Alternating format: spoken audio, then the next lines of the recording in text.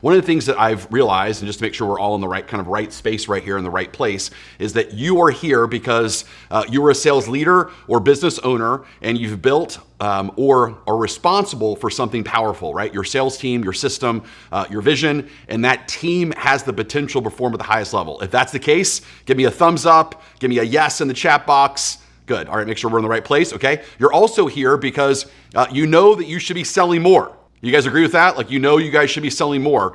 Your team should be converting more than they are right now. You guys agree with that? Yes? We know they should be converting more. Okay. And the cool thing about the word conversion, just to share this with you, the word conversion is actually a religious term. And the word conversion means to change someone's belief systems. And so if you think about what you are selling right now, the question is that are your salespeople, are they changing your customer's belief system? The system from, I'm not sure I'm going to do this, I feel afraid, to I feel free, and I 100% should do this. This is an identity shift. And so that's what we got to work on, right? So you're here because you know that you should be selling more. You have the right product, you have the great service, you have the right brand, you have the right price. All the P's are in alignment. You definitely should be converting more. You're also here because maybe you're tired of inconsistent performance. I know I've been tired of inconsistent performance, right? It's like those porpoises, those ups and those downs. Maybe you're sick of seeing the competitors who outperform you when you know your product or service obviously is better. At the same time, you're here because you're getting beat by bigger players, maybe by bigger brands, maybe by publicly traded companies, or if you are publicly traded, that brands even bigger than you. Maybe you've hired experienced salespeople who aren't delivering. I've been there. You guys done that, where you hire solely based on the resume, based upon, you look at the LinkedIn profile and they got all these years of experience. I'm going to bring them in and they're just going to totally crush it for me. And all of a sudden, it doesn't really work. For some reason, it doesn't really work. So we're going to talk about that today.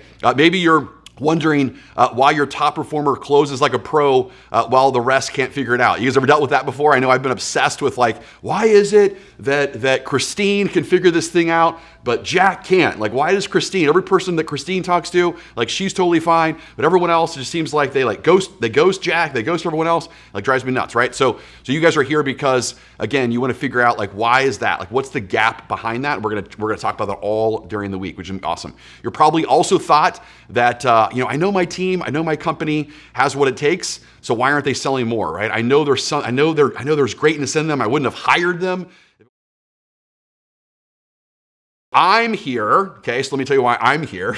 I'm here because I have obsessed over this one single question, and that is, why are so many companies struggling to sell even when the product is solid, the salespeople work hard, and the leadership is determined? That's why I'm obsessed over this question for the last 2 decades.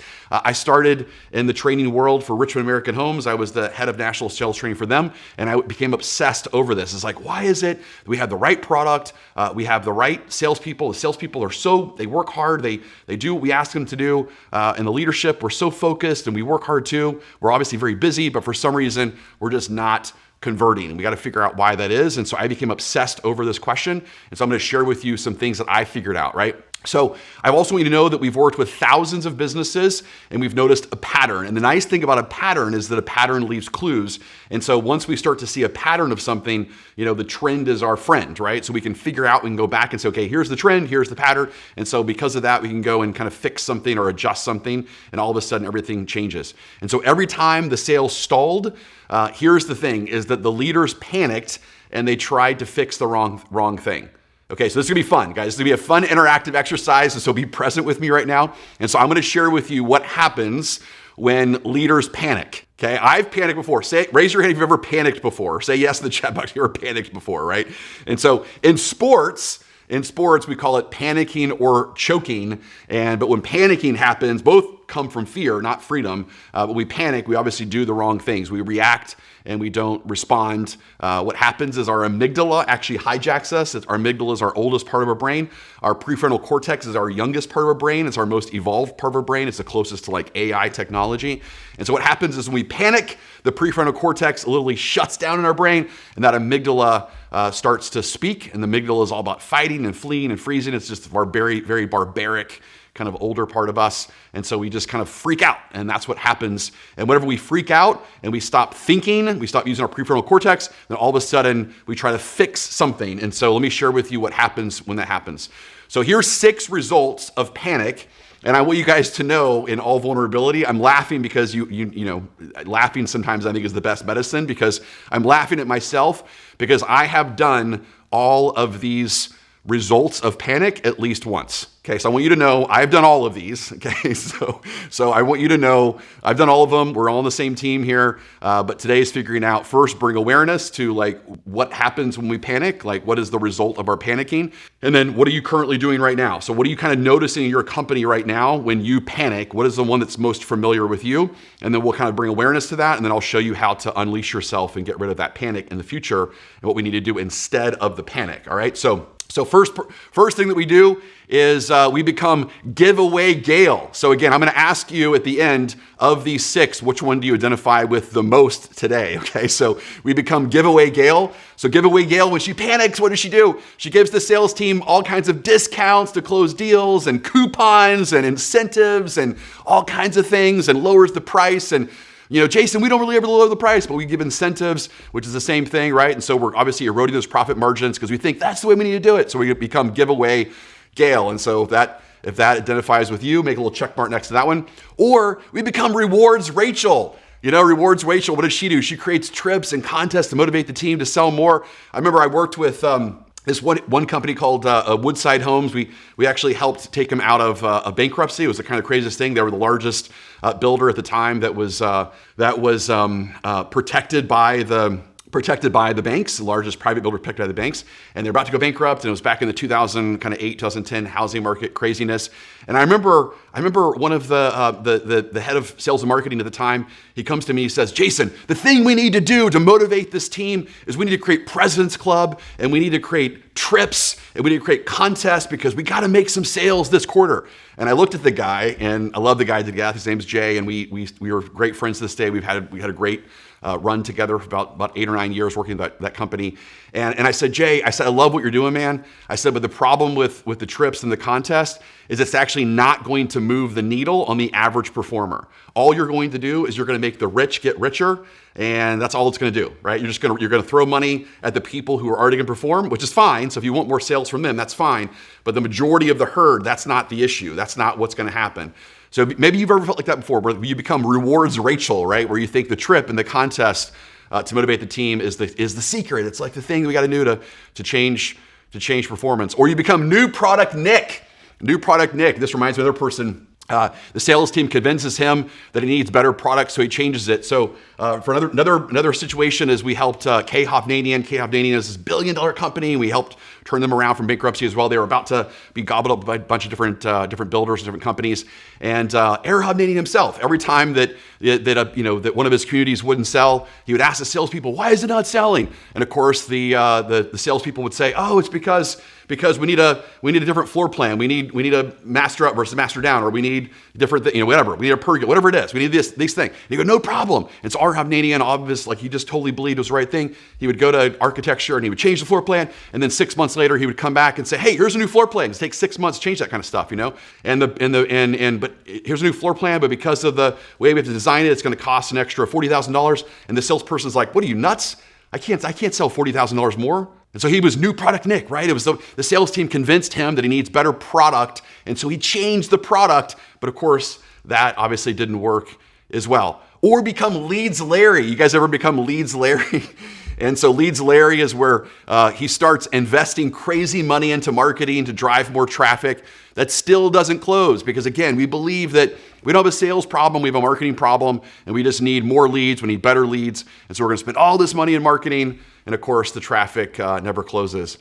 Or how about this one, recruiting Rhonda? I could think of so many clients we first start working with that they're recruiting Rhonda. We first kind of liberate them, and it's where they spend 25% of our time interviewing and searching for that next unicorn salesperson. No, Jason, I promise you, unicorns exist. I promise you they're out there. And so we're just like trying to find that one Rambo, right? That Rambo salesperson, that unicorn salesperson will change the game.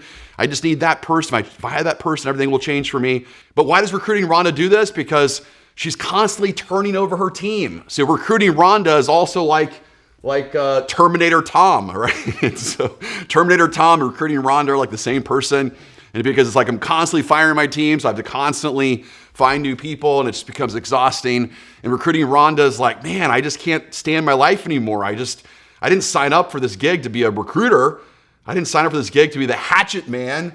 When I first got into sales management, I was literally called the hatchet man because my owner of the company I was working for, I was like, hey, you got to fire this person, this person, this person. I'm like, I haven't even worked with them yet. I don't even know anything about them. I understand, but they're not performing, so go fire them. And so the first month, I fired three or four people, never even worked with them, and so I was labeled the hatchet man. So immediately had to start recruiting, of course, to fill those seats. And so maybe you identify with recruiting Rhonda or even Terminator Tom, and so you end up spending all that time.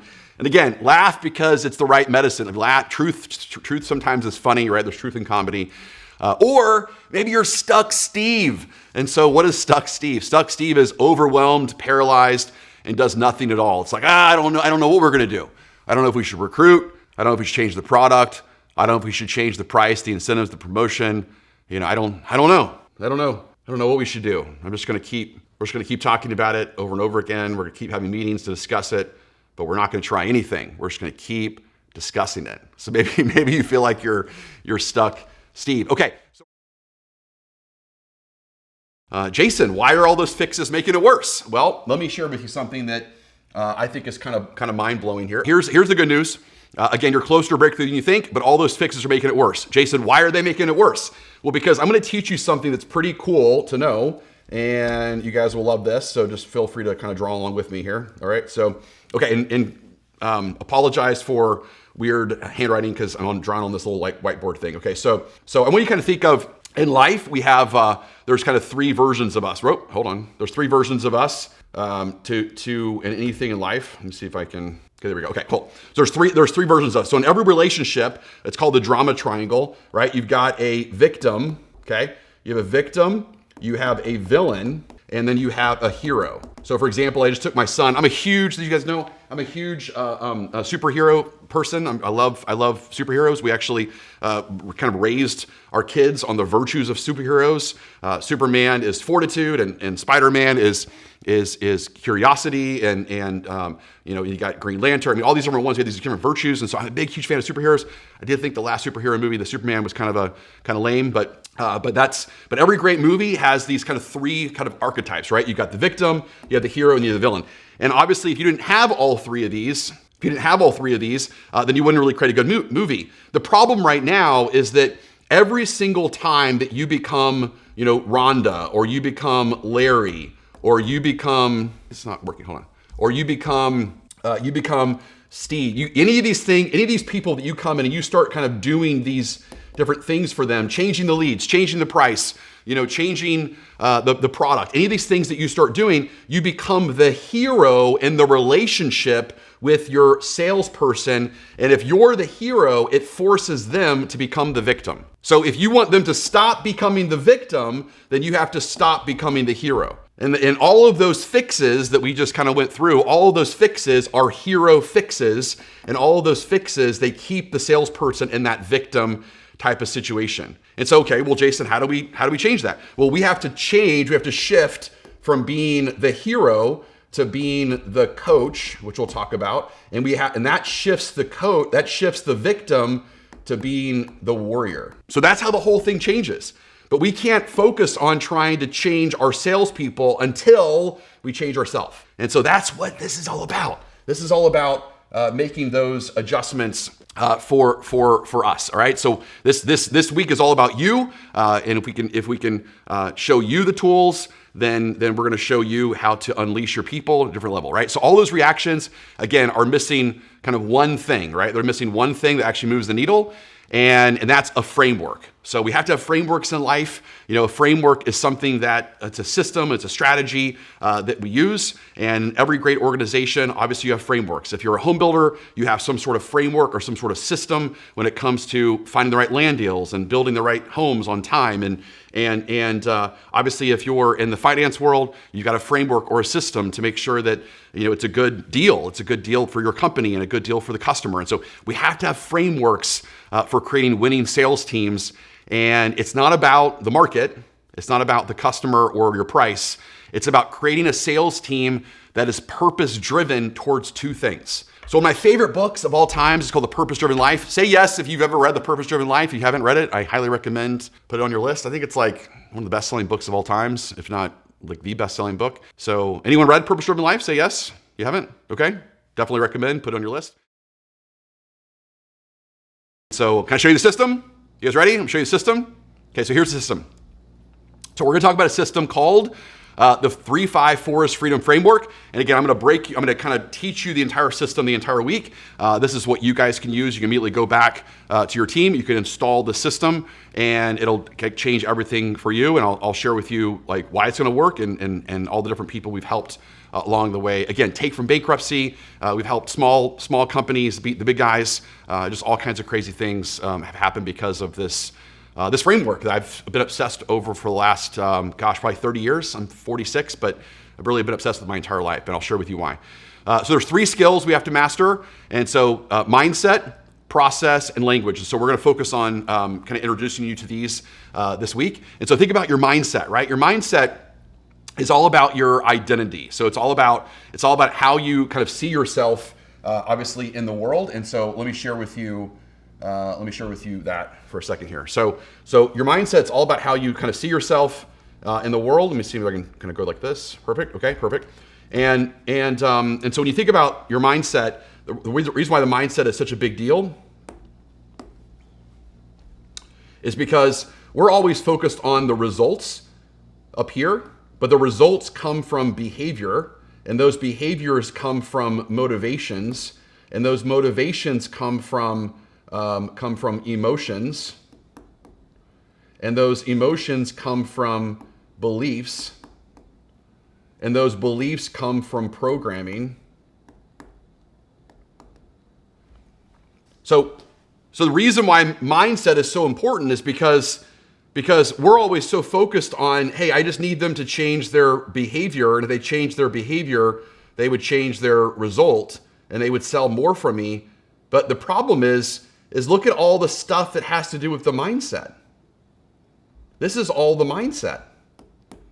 So if we're only focused on one thing, which is the behavior, I just need them to do these things and say these things, and here's the activity, we're missing majority of the human being. We're missing their motivation. Do they have a want to or have to motivation? We're missing their emotion. Do they have an emotion of fear or freedom? We're missing the belief systems, which is do they believe that their success is internal or external, which we're going to talk about this week? Is there success outside of them, or is it within them? Do they believe they're a warrior versus a victim? And of course, that comes from programming, and programming is us, right? We are the programmer. Okay, we are the programmer for our people's beliefs, for their emotions, their motivations, their behaviors, and of course, their results. Now, it's not all on you. Obviously, their programming comes from a lot of things, right? It comes from their parents. It comes from their teachers, right? It comes from their past jobs, right? It comes from their friends and their family. These are all places that they get programmed. But under your care as their steward, as their leader, you're the programmer. You're the programmer that matters the most right now, and you have to fight off all of this other programming. And so we're going to show you again this week how to do that. The next one, of course, is the process. And the process is important, and we're going to talk about the process a lot, but we have to have a very systematic process, and I'll share with you what that process is. And then last, of course, the language. And again, the language is all about either a language from fear or freedom. So my background is in neuro-linguistic programming, so it's the science and psychology of how high producers think, speak, and act. But neuro is our brain, linguistics is our speech, and what's been proven is the way we speak to ourself and others either programs them to have fear or freedom. You guys relate to that? You ever had like someone that's close to you that says,